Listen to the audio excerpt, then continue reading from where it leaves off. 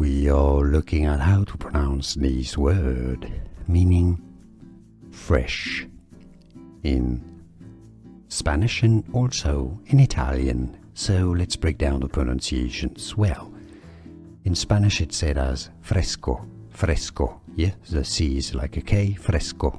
Now in Italian it's also fresco. And there's an expression in English, al fresco, meaning outside, fresco.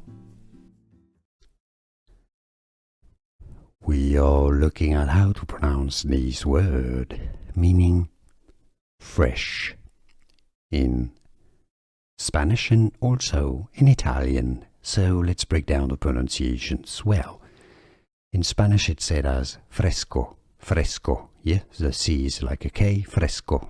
Now in Italian it's also fresco.